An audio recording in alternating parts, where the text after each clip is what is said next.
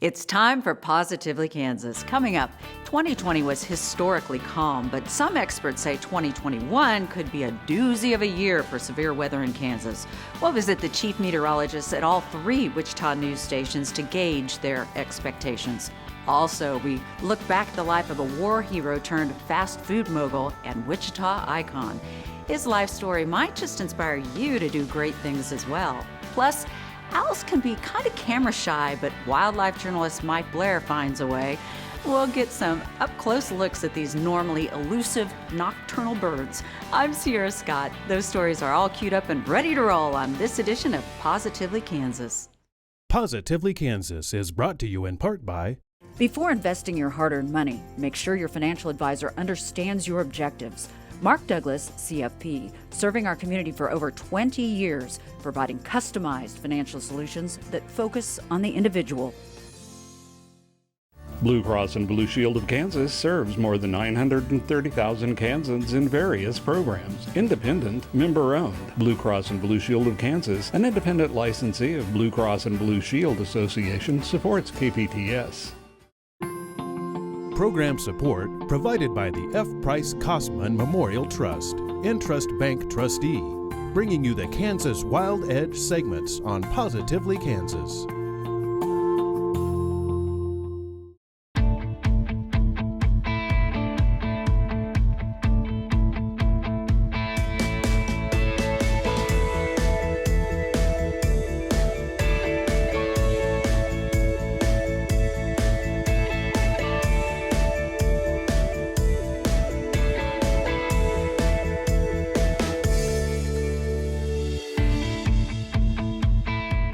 Every spring, most of us welcome the warmer temperatures, but with the warmth comes the increased threat of severe weather. And anybody who's been in Kansas very long knows we can get some really bad storms. Jim Grayway visited some of Kansas's top meteorologists as they prepare for a potentially explosive weather season. As warm weather arrives each spring, so does the threat of severe thunderstorms and tornadoes. Look at the vortices on the ground. When hot and cold air collide, the Kansas sky can blow up. Holy shit. Check that out. For the meteorologists at Wichita's three news stations, this is go time. I take this job seriously. I grew up here. I know the stakes. I know what we are up against. Oh, it just hit another house. It just hit another house. Anytime we enter into a very high-risk severe day where we're concerned about the potential for violent tornadoes, sometimes I don't sleep well the night before because it's on my mind. Kansas has some of the best weather professionals in the business, and we need them because we get some of the most dangerous storms right here in the red zone. One of the things that makes this such a ripe location for tornadoes, first of all, our proximity to the Gulf of Mexico being straight north. So that's our huge supply of humidity, which is one of the key ingredients in tornadoes. And we also have this big wall to our west being the Rocky Mountains. So that helps to funnel that moisture right up into the plains. That all coming together, you have that lift, you have that moisture, there you go. You're going to get the storms and you could potentially get those tornadoes. And through the years, Kansas has gotten some of the worst. Two of the most powerful on record both attacked in May. In Udall in 1955 and Greensburg in 2007. The Udall Tornado is every Kansan's nightmare, killing people after they've gone to sleep at night. I think, though, that the most intense tornado that we know of was probably Greensburg. To this day, it had the strongest, most violent signature on the Doppler radar out of Dodge City. We have a large tornado confirmed just to the southwest of Greensburg. Again, this is a large tornado that is on the ground. The Greensburg twister's 300-mile-an-hour winds also blasted through at night. And like Udall, virtually the entire town was obliterated. But what a stark difference in the human toll. In Udall, 80 people killed, 270 injured. In Greensburg, 11 killed, 63 injured. The population of Greensburg was triple that of Udall. The tornadoes are the most identical F5s ever, Udall and Greensburg. They came from the south, they came in darkness at the same time of day, and when tornadoes come from the south, you can't see them visually. The rain and hail blocks you from seeing them until the tornado's right on top of you. Two similar tornadoes, two similar scenarios, Udall with great loss of life, Greensburg with minimal loss of life. So, what made the difference? Greensburg was a success story in terms of the warning enterprise and the warning product. We had forecasts in advance that said, hey, we've got the potential for deadly tornadoes. Once the storms started to develop, we had a Doppler radar network that detected those. We had chasers that were in the field that confirmed what we were seeing on radar, that tornadoes were in progress. Those warnings were communicated well in advance for Kiowa County and the residents of Greensburg. All of that information was also being relayed live continuously via the local television stations. The tornado is in this general vicinity here. You're live on Cake. What do you see? Jay, it's Lanny. I've got a monster wedge tornado. I'm about 4 to 5 miles south of Greensburg. The tornado has crossed Highway 183. Definitely, it's to my northeast. Jay, this tornado is a very big tornado. By contrast, in the 1950s, weather technology was less sophisticated, but also, believe it or not, the National Weather Bureau, as it was called then, had a policy of not issuing tornado warnings to the public for fear of causing panic. So all those people in Udall were just sitting ducks. Mike Smith says after dozens more died in a Kansas City tornado 2 years later, enough was enough. The Weather Bureau was, as I say in my book Warnings, was dragged kicking and screaming into the tornado warning business. Didn't want to be there, but between the newspaper editorials, the politicians, essentially people were demanding tornado warnings. In the decades since, the National Weather Service has become an invaluable and respected partner to the television meteorologists. Together, they've proven to be a life-saving, well-oiled machine. We have a very symbiotic relationship between government and private sector. They work in unison, and it serves the public very well. The National Weather Service has resources that a single corporation can't have. They can put satellites in orbit. They can put the Doppler radar network in, the upper air stations, the supercomputers to crunch numerical modeling and put together the best weather forecast and remote sensing available. The private sector can take that raw information from the National Weather Service and customize it and package it for public consumption. Fortunately, in 2020, it didn't matter much because Kansas saw very little severe weather and a record low number of tornadoes. The Weather Service's Wichita office, which serves 26 counties, issues an average of 36 tornado warnings per year. In 2020, it issued only 2, and neither time did a tornado actually develop. Last year was just so non-existent that I am prepared for a much more active season. We tend to think that we're overdue. Now, we've had some EF4s in Kansas since Greensburg. We have not had an EF5 for a while, and I'm not making a prediction that we're going to have one of those this year, but I do think that Kansas is probably overdue. And given the trends that we're seeing, if patterns repeat, I think we could be in for a pretty busy spring this year just because it has been so active all the way through the winter. Through the wintertime, we've been in a La Nina pattern, and La Nina patterns typically bring about more tornadoes during those more active months. We need to watch our moisture supply. We have a pretty active southern track right now where there's one disturbance after another going from, California down toward Texas and the deep south. But we're not able to tap into that moisture here. We still have an extreme drought that's underway in western Kansas. Once you get into a drought, it's kind of hard to change things. So we have not been able to overcome that. So there's still gonna be a lot of things that we're gonna have to work out, but could it be a more active severe weather season? It could. Mother Nature is gonna do what she's gonna do. And these weather professionals have to be ready. They know the stakes are high and lives are on the line. For Positively Kansas, I'm Jim Grayway. Along with its stormy weather, Kansas has a long history of spawning great entrepreneurs. One such business icon recently passed away after living a long, successful, and very celebrated life. His name was Freddy Simon, the namesake of one of America's fastest-growing fast food chains. But being a restaurateur was only part of his story, as I learned when I interviewed him in 2012. Everybody thinks I'm a fictitious person. I can assure you that Freddy is real. And when you hear his story, you'll know why he calls himself the luckiest guy in the world. As a kid, did you ever dream of having a national chain named after you, or? No, I was just a little farm boy and trying to stay out of trouble. Freddy was the youngest of 9 children born to J.V. and Lizzie Simon in Colwich, Kansas back in 1925. My brothers beat up on me and my sister spoiled me. Freddy's background is typical for the men and women of his generation who value service and sacrifice and believe in the power of hard work. I gave him a Freddy back. So how did this Kansas farm boy happen to have a national chain of restaurants named after him? This down-home, unassuming, humble man is also a highly decorated war hero. It does.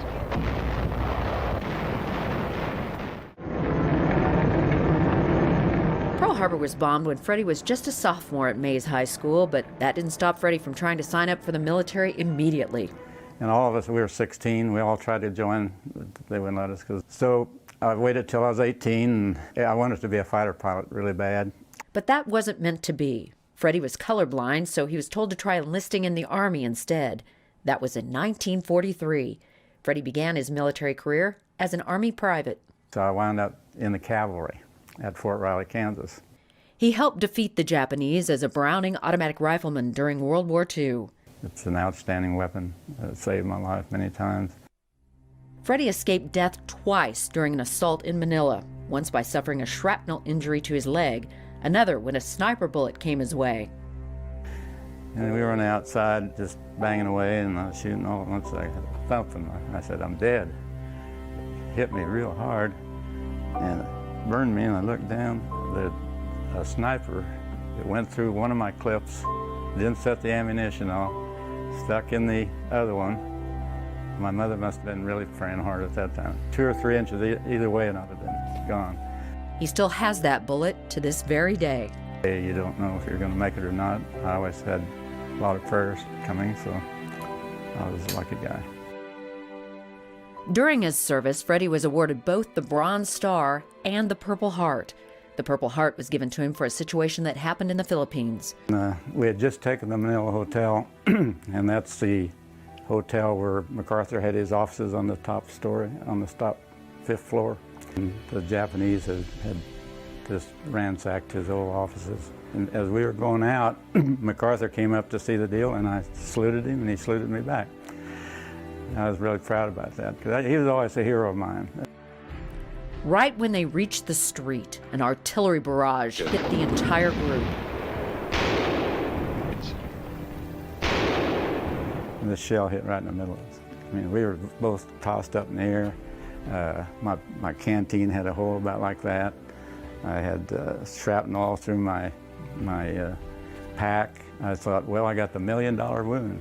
That's what we call it if you got wounded bad enough to live but get sent back. And they looked at it and said, "Oh, we're very short of troops. We'll just patch that so they feel." And they field dressed his wounds and sent him right back to the front lines. He even helped carry more severely wounded that day.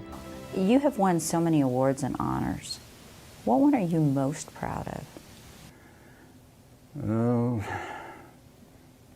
probably the Bronze Star. He received the Bronze Star for his bravery during a battle that happened on October 20th of 1944. The same day MacArthur made his famous "I shall return" promise to come back to the Philippines. There was a situation on Leyte. That was where MacArthur went. I was on the 6th man off the first boat that hit the shore there. And we got out up in the hills there, and we were cut off by the Japanese. And at that time, you didn't have all this radio stuff. They pounded that beach with battleships. All the Air Corps just beat it up. You wouldn't think anybody would possibly be able to live.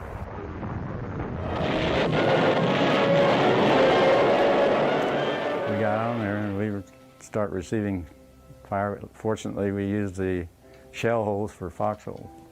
ready-made foxhole. The Japanese still took over the hill and forced them back. Then, early the next morning before dawn, We rushed the hill and took the hill, and we didn't lose one GI on that rush back.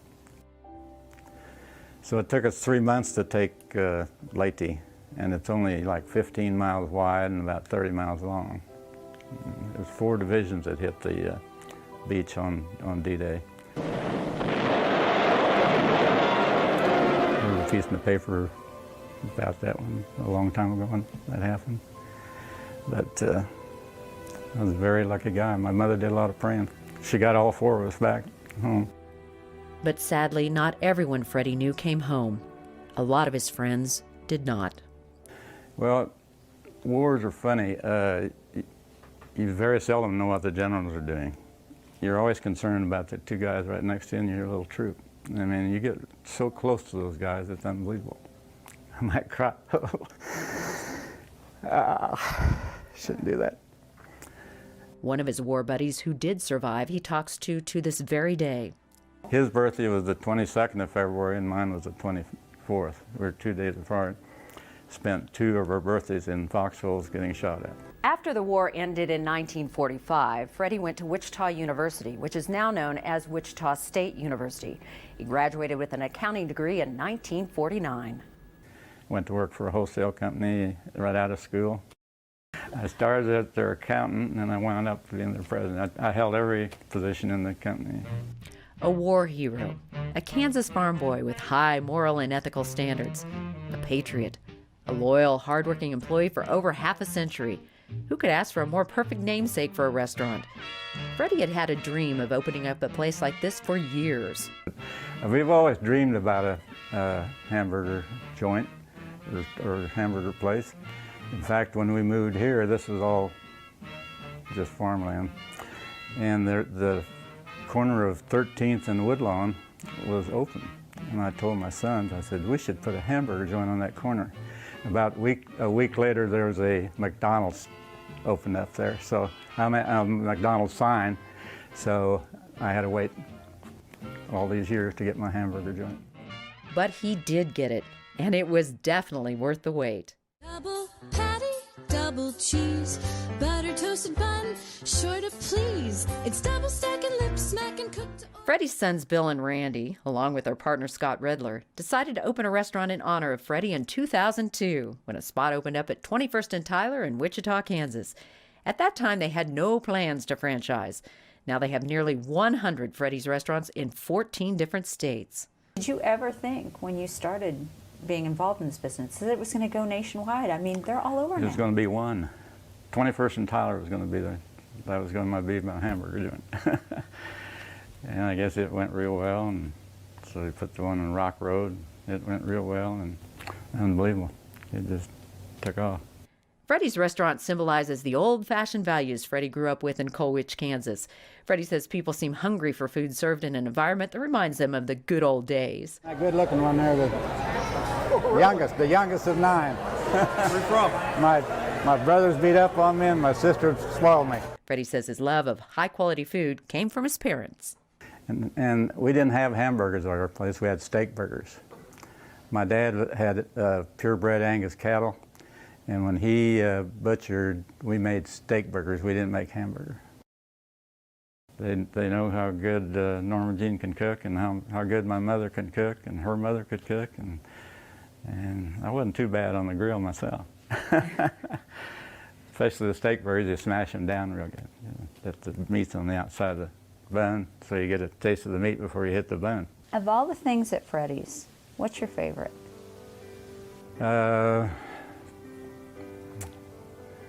All of them.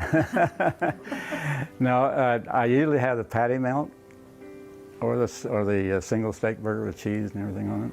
And I love their chili. And the custard is unbelievable. But that's not the only reason to go. And the pictures on the wall especially. Just kidding. If you read all those captions, you'll know about my life than I do. The pictures that line the walls of this restaurant are real. Freddy's sons have taken a little license with some of the captions, except on any of the pictures that include Freddy and his family in uniform. Those captions are 100% accurate. Freddy is in the building. Very success. Freddy hugs. I'm that best looking one, the third from the right. No, up. There you go. And when they take a picture, you say, Freddy. Freddy has also come up with a list of what he calls Freddy-Isms. It's kind of like his version of life lessons and wisdom that he wants to pass on to others. He first wrote them down as part of a speech he gave to high school seniors. I have a few Freddy-Isms I would like to pass on to you. Number 1, love, obey, and thank your parents and teachers for your success. 2, smile, even though times get tough occasionally. It is a proven fact that smiling adds at least 7 years to your life and wins friends. Be prompt. People do not like to wait. Always tell the truth. Number 12, pray a lot. You will be surprised at the power of prayer. I almost forgot the most important ism of all. Exercise and keep in shape so you can enjoy Freddy's frozen custard and steak burgers at least once or twice a week. So, what does it feel like to drive by a Freddy's and realize the place is named after you? I'm very proud. It's unbelievable. I mean, who would have thought a little farm would have a restaurant named after him?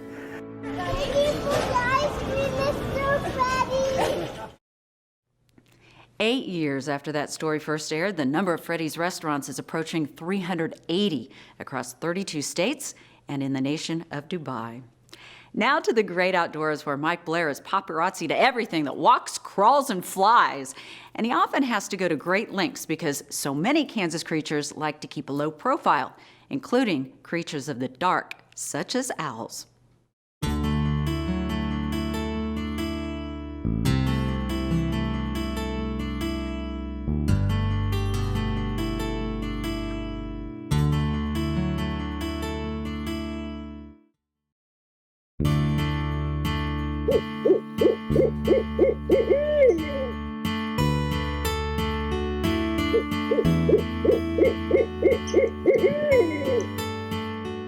You rarely see owls in daylight. Owls are nighttime creatures, and they retire to deep timber and heavy shadows at sunrise. They're most secure when hidden away from crows and other birds that would mob and scold them when discovered. So they perch in cedar foliage or against tree trunks where their coloration blends and hides them. And they keep low profiles, waiting for darkness when their special powers create mastery over the animals they hunt. Even their night forays, conducted in field and forest, seldom intersect with the paths of man. Brief glimpses are most likely at twilight hours, when owls sometimes stage along roadways or fence lines before starting the night's hunt or returning to daytime hideaways. But there is a way to alter routines and bring owls close.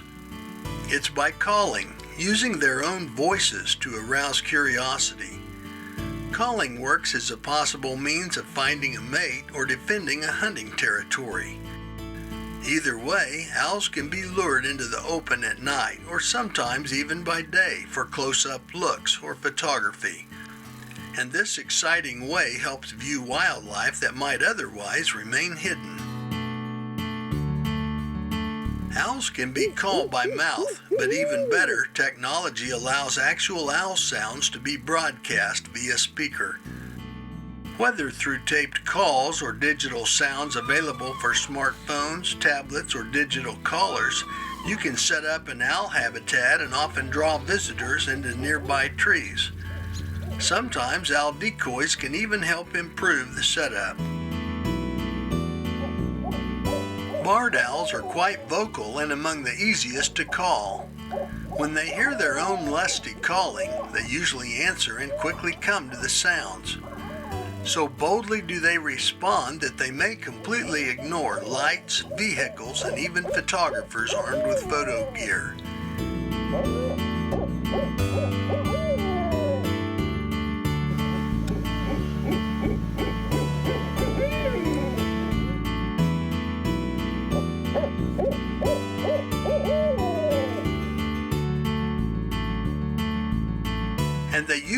come close even by day, making calling a perfect way to see them without need for additional lighting.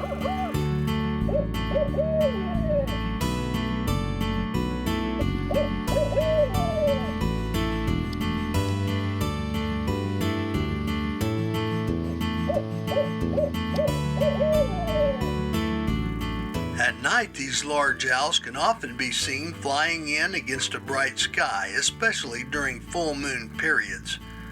And photography by natural light is even somewhat possible when the birds can be captured against a full moon. But use of a spotlight makes it much easier.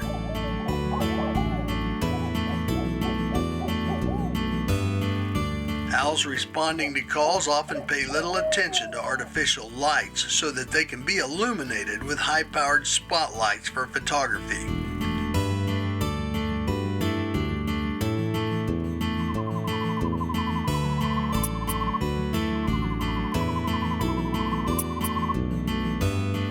Calling is a great and exciting way to view owls and other wildlife species, but don't overdo it.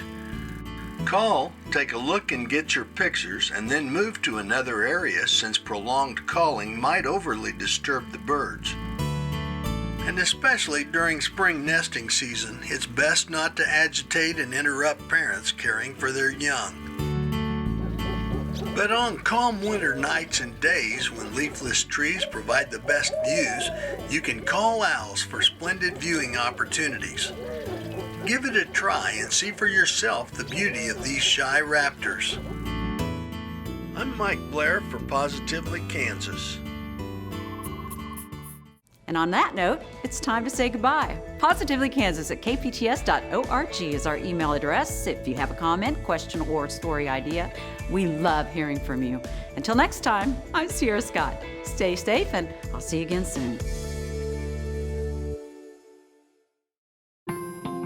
Program support provided by the F. Price Kosman Memorial Trust, Entrust Bank Trustee, bringing you the Kansas Wild Edge segments on Positively Kansas. Blue Cross and Blue Shield of Kansas serves more than 930,000 Kansans in various programs. Independent, member-owned. Blue Cross and Blue Shield of Kansas, an independent licensee of Blue Cross and Blue Shield Association, supports KPTS. Before investing your hard-earned money, make sure your financial advisor understands your objectives. Mark Douglas, CFP, serving our community for over 20 years, providing customized financial solutions that focus on the individual.